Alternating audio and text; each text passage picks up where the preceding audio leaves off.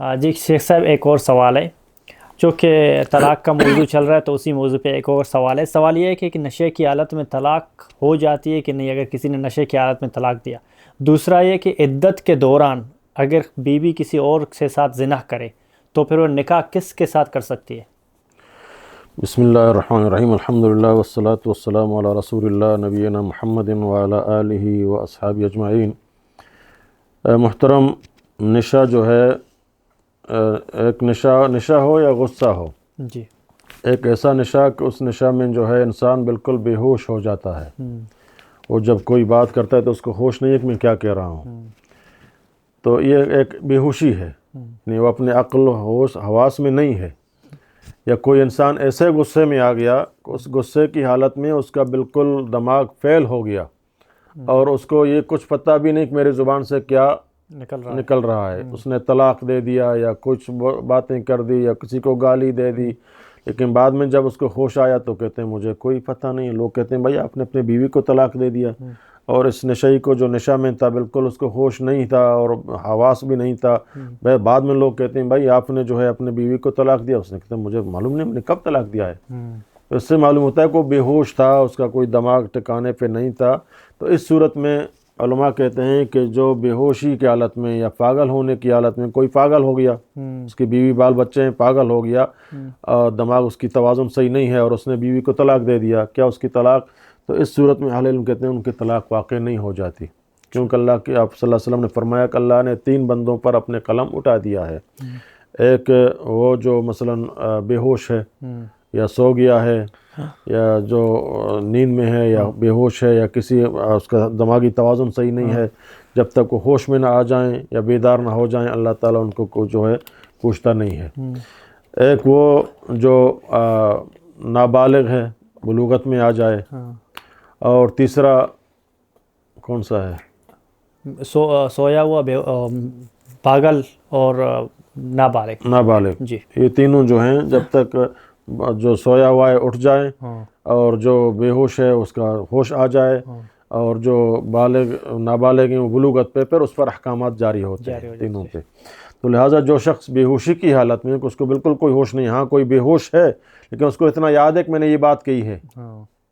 یہ یاد ہے کہ میں نے یہ بات کہی ہے یا میری زبان سے بات، تو اس کی طلاق واقع ہو جاتی ہے۔ اگرچہ وہ تھوڑا سا اس کا دماغی توازن صحیح نہیں تھا لیکن اس کو یاد ہے کہ ہاں میں نے یہ بات، لیکن میرا ہوش ٹکانے پہ نہیں تھا لیکن مجھے یاد ہے، تو اس صورت میں اس کی طلاق واقع ہو جاتی ہے کیونکہ اس کو ہوش تھا۔ یا انسان غصے میں آ گیا،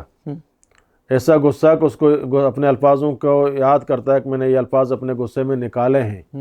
لیکن ایک ایسا غصہ جو بالکل اس کا حواس بالکل کھو بیٹھتا ہے اور وہ کہتا ہے کہ مجھے تو یاد نہیں کہ میں نے یہ جملہ کہیں، تو وہ بھی ایک بے ہوشی کی حالت میں ہوتا ہے۔ تو لہٰذا اس صورت میں علماء کہتے ہیں کہ ان کی طلاق واقع نہیں ہوتی، الا امام حنیفہ رحمۃ اللہ علیہ اختلاف کرتے ہیں۔ وہ کہتے ہیں اگر کوئی ایسا آدمی جو اس نے خود ہی نشہ کا عادی ہے، شراب پی لیا ہے اور شراب کا عادی ہے، یہ کیونکہ خود اپنے آپ سے خود اس نے اپنے آپ کو بے ہوش کیا ہے، تو تعزیراً وہ کہتے ہیں کہ ایسے لوگوں کے نکاحیں جو ہیں طلاقیں واقع کر دیں تاکہ آئندہ ایسے کام نہ کریں۔ لیکن اصل یہ ہے کہ جو ہے طلاق واقع نہیں ہوتی اگر واقعی اس کو یاد نہیں ہے، اگرچہ لوگوں نے سن لیا ہے، اس کی بیوی نے سن لیا ہے یا اور آدمی نے سن لیا، لیکن وہ کہتے ہیں کہ نہیں مجھے کچھ یاد نہیں ہے، تو مجھے کچھ مطلب یہ ہے کہ اسی کے نیت کے اوپر ہے، اسی کی نیت کے اوپر ہے۔ نیت تو شاید ہو نہ ہو، لیکن کیوں طلاق نیت نہیں، اگر کسی نے مذاقاً اپنی بیوی کو طلاق دی تو طلاق واقع ہو جاتی ہے۔ کہ اگر اس کے نیت میں جو الفاظ اس نے کہا وہ خود اگر اپنے دل میں کہا کہ ہاں میں نے کہا ہے، میں نے اپنے نیت کو صحیح، اگر اس نے کہا بھی ہے یاد بھی ہے پھر بولتا ہے میں نے نہیں کہا ہے، وہ تو پھر گناہ گار ہے نا، وہ نہ چھپائے نا، یہ تو صحیح معاملہ ہے۔ جب اس کو یاد ہے کہ میں نے یہ جملہ کہے ہیں تو پھر اس کی ایک طلاق واقع ہو جاتی ہے، وہ رجوع کر سکتا ہے، یہ نہیں کو چھپائیں کہ نہیں میں نے ایک طلاق نہیں دی ہے، تو اس میں اس کی ایک طلاق واقع ہوتے ہے کیونکہ بے ہوشی کی حالت میں طلاق دے، لیکن اس کو یاد ہے کہ میں نے لفظ طلاق بولا ہے۔ لیکن ایک ایسا بندہ جس نے بالکل یاد نہیں ہے کہ میں نے لفظ طلاق بولا ہے لیکن لوگ کہتے ہیں اور بے ہوشی کی حالت میں، تو اس کی طلاق واقع نہیں ہوتی ہے۔ اور اسی میں دوسرا مسئلہ یہ ہے کہ کوئی عدت کے اندر خدا نہ کرے کوئی زنا کرے تو یہ بہت بڑا جرم ہے، کیونکہ ابھی عدت تک وہ اسی شوہر کی بیوی ہے، اس کی ابھی اسی کی عدت میں گزار رہی ہے، تو اس لیے کوئی دوسری جگہ پہ شادی کرنا یا کوئی ان کا منگنی کروانا یہ جائز نہیں ہے جب تک وہ اپنے عدت پورے نہ کریں، اور اس عدت میں جو ہے وہ خدا نواستہ کوئی بدکاری کریں تو ایک بہت بڑا جرم ہے۔ اگر اسلامی شرعی عدالت ہو تو اس کو سنگسار کیا جاتا ہے، کیونکہ ابھی تک وہ کسی کی شادی شدہ ہے، اور اگر اسلامی عدالت نہیں ہے تو کسی کو اس کو سزا دینے کی اختیار نہیں ہے۔ لیکن جس شخص سے اس نے بدکاری کی ہے اور اس سے وہ اس کو حمل ٹھہر گئی ہے، تو بہت سے اہل علم کہتے ہیں کہ نہیں، جب تک کہ اس کا جو حمل جو ہے پورا نہیں ہوگا اور بچہ نہیں جنے گا، یہ اس سے شادی نہیں کر سکتا کسی سے بھی، کیونکہ اب حامل ہو گیا ہے، اور جب تک اس کا وضع حمل نہ ہو تو یہ کسی سے شادی نہ اپنے خاوند سے نہ اپنے یار سے کسی سے نہیں کر سکتا، نہیں، نہ اپنے خاوند سے، کیونکہ اب دوسرے کے بچہ اس کے پیٹ میں ہے، خاوند سے بھی نہیں کر سکتا ہے، دوسرے کے ہو سکتا ہے کہ عدت میں خاوند کا ہو سکتا ہے کہ خاوند کا بیٹا ہو، یا ہو سکتا ہے دوسرے کا ہو، لیکن جب حمل ہو گیا تو وضع حمل تک جو ہے وہ کسی سے شادی نہیں کر سکتا۔ البتہ کچھ عالم کہتے ہیں اگر اس کو واقعی پتہ ہے کہ میں جس شخص سے میں نے بدکاری کی بچہ اسی کی ہے، اس سے شادی کر سکتی ہے، لیکن اس میں راجح قول یہ ہے کہ جب تک وہ وضع حمل نہ کریں، وضع حمل نہ ہو جائے، بچہ پیدا نہ ہو جائے، وہ کسی سے بھی شادی، کیونکہ پورا 100% معلوم نہیں ہے کہ بچہ اپنے شوہر کا ہے پہلے شوہر کا، کیونکہ عدت کا معنی بھی یہی ہے، اگر کوئی حمل واضح ہو جائے تو پھر اس کی عدت جو ہے وضع حمل تک ہوتا ہے، اور لیکن یہ جب عدت میں پھر حامل ہو گیا، کسی سے بدکاری تو ثابت ہے، تو اب اس کو اگر یقین ہے کہ یہ جو ہے بچہ اسی سے جو میں نے بدکاری کی ہے اسی کی ہے، تو بہت کچھ اہل علم کہتے ہیں کہ اس سے جو ہے وہ نکاح کر سکتی ہے، وہ بچہ پیدا ہونے سے پہلے۔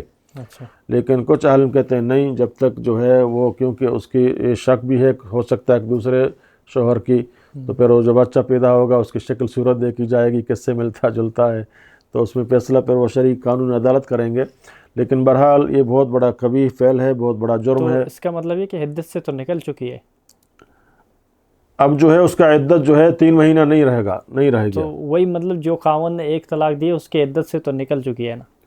ہاں، اب تو حمل ہو گیا نا۔ ہاں، عمل ہو گیا مطلب وہ جب بچہ پیدا ہوگا، بچہ جنے گا، تو پھر نیا نکاح کرنا پڑے گا، نکاح کرنا پڑے گا، نیا نکاح، نیا مہر، نیا مہر خاوند کے لیے۔ اگر طلاق رجعی دیا ہے، اس نے طلاق رجعی دیا ہے، تیسرا طلاق نہیں ہے، دوسرا طلاق نہیں ہے، طلاق رجعی ہے، سمجھے نا؟ تو بہرحال اس میں جو ہے اب جب تک وضع حمل نہ ہو تو کوئی اس سے دوسرا شادی نہیں کر سکتا، واللہ اعلم۔ جی شیخ صاحب، اور ایک سوال ہے، سوال اس طرح کہ ایک محترمہ ہے، اس کا پہلے کسی مرد سے شادی ہو چکا تھا، تو شادی کے دوران ان لوگوں کی طلاق ابھی ہو چکی ہے، شادی کے دوران اس نے اپنے جو ہے وہ منی ہے وہ فریز کیے تھے، یہ رکھ لیے تھے اپنے اور اپنے خاوند کا۔ تو سب سے پہلا سوال یہ ہے کہ منی کو فریز کر کے رکھنا اور اس کو ماں کے رحم کے بغیر کسی اور آلے میں ایک جگہ کر کے بچہ جننا، یہ جائز نہیں ہے۔ دوسرا یہ کہ اگر طلاق کے بعد ایک بیوی اپنے پرانے خاوند کا منی جو فریز کیے ان میں سے بچہ پیدا کرے، تو جائز ہے کہ نہیں؟ بسم اللہ والصلاة والسلام علی رسول اللہ نبینا محمد وعلی آلہ واصحابہ اجمعین۔ محترم، یہ جو ہے ایک بہت بڑا مسئلہ ہے، اس میں اہل علم نے اس صورت میں اس کی اجازت دی ہے، میاں بیوی جب ہوں، میاں بیوی ہوں اور ان کو اولاد ہونے کا جو طبی طریقہ ہے ممکن نہیں ہے، طبی نگاہ سے، ڈاکٹروں کی طبی نقطہ نگاہ سے، یا کوئی خاوند میں قصور ہے یا بیوی کے اندر قصور ہے کہ ان کا جو مادہ منویہ رحم میں نہیں ٹھہر سکتی ہے، جب تک وہ اس کو نکال کے اکٹھے کر کے پھر رحم میں داخل کرتے ہیں، اسی ماں کی رحم میں داخل کرتے ہیں، لیکن غیر طبی طریقے سے، تو اہل علم نے ان کی اجازت دی ہے، اس کی اجازت ہے۔ لیکن ایسے ہی ان کو فریزر میں رکھنا، فریز کرنا اور پھر جو ہے اپنے مرضی سے اس کو جو ہے جب بھی چاہیں کر دیں، تو یہ ایسے طریقہ جائز نہیں ہے، کیونکہ اصل جو ہے مادر رحم میں جو اللہ تعالیٰ نے وہ جگہ بنایا ہے بچہ پیدا کرنے کا، اس کی حقوق ہوتے ہیں، ماں کے حقوق ہوتے ہیں، حملت علی کرہن وضعت علی کرہن کا، اس نے حمل ٹھہرا اور پھر اس کو جو ہے جنا، تو اس میں جو تکلیفیں وہ ماں کے حقوق میں آتے ہیں، تو لہٰذا غیر شرعی طریقہ پہ جو ہے غیر شرعی عذر نہ ہو تو اس طریقہ کرنا جائز نہیں ہے۔ بصورتی کہ تمام ڈاکٹر متفق ہوں کہ اس کے اور طریقہ اولاد ہونے کا کوئی اور طریقہ نہیں ہے سوائے ہم کہ مرد کے مادے منویہ کو اکٹھے کر کے اور پھر عورت کے کو اکٹھے کر کے پھر اس کو ماں کی رحم میں داخل کر دیں کوئی مصنوعی طریقہ سے کوئی اور جو میڈیکل طریقہ سے، تو یہ جائز ہے۔ لیکن ویسے کرنا اپنے شوق کے مطابق یا کوئی دوسرے ایسے جگہ پہ جو رحم کے جیسے متشابہ ہو، تو اس میں بہرحال مجھے علم نہیں ہے، بڑے بڑے اہل علم اس میں فتویٰ دے سکتے ہیں، لیکن یہ جائز نہیں ہے۔ باقی جو دوسرا اس نے طلاق دے دیا ہے، اب اس کی مادہ منویہ اس نے، اب اس کی طلاق ہو گیا ہے تو اس کی مادہ منویہ پھر وہ اپنے رحم میں یا کسی اپنے ملا کے وہ بالکل حرام ہے، جائز نہیں ہے، کیونکہ اس کا طلاق ہو چکا ہے۔